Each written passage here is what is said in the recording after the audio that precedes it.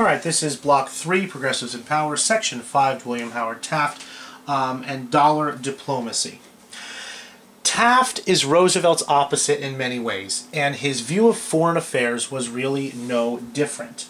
Taft kind of looked at Roosevelt's big stick policy of sending in the army and asking questions later a little askance. Taft really believed that the best way to get people to do what America wanted them to do was not through force, but through economic engagement. And dollar diplomacy was a name given to Taft's policy in Latin America.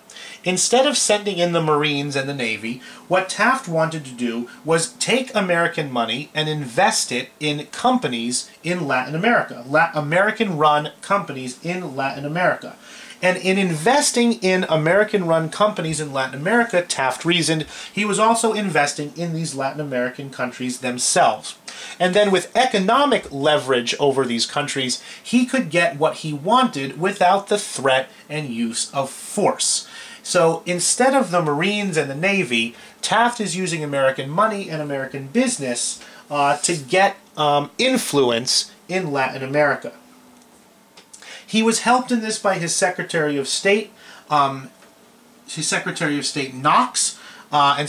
State Knox was kind of Taft's partner, if you will, in this dollar diplomacy. He encouraged U.S. investment abroad and protected it. What he wanted to do was take American money and invest it in these foreign countries through dollar diplomacy, which in his mind would create more favorable countries to the United States than Roosevelt had. And that seems to stand to a little bit of reason. It's easier to be friends, or better to be friends with the United States if they're sending you money and investment and economic opportunity rather than the Navy and the Marine Corps. One of Taft's other diplomatic schemes was what he called the Manchurian Railroad scheme. And we should exit this out, and I'll show you where Manchuria is.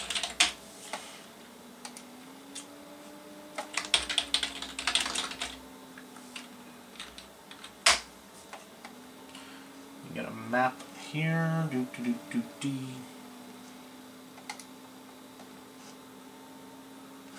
Nope, wrong map.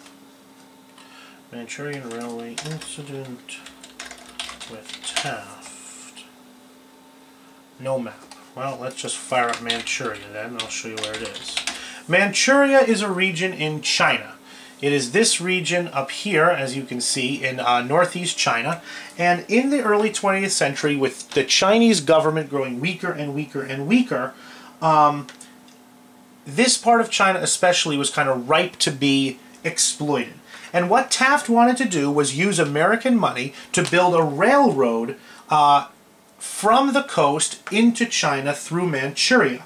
And what he wanted to do was bypass... So I get a decent map, decent size. It's not bad. What Taft wanted to do... Now, if we remember from the second block, all of these other ports in China were controlled by the European powers. What Taft wanted to do was get a railroad in and avoid these other ports.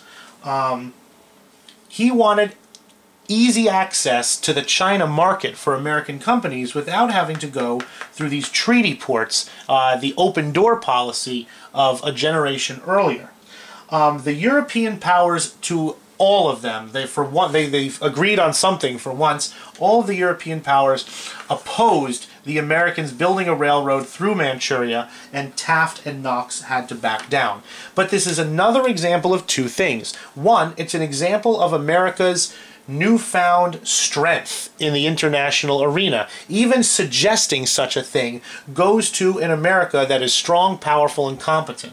And it also goes to Taft's belief in the power of a dollar, that he could get things done for the United States by using investment, money, and economic success and trade in which to do so. So that's Taft's foreign policy. In a lot of ways, very different from his mentor and friend, Teddy Roosevelt.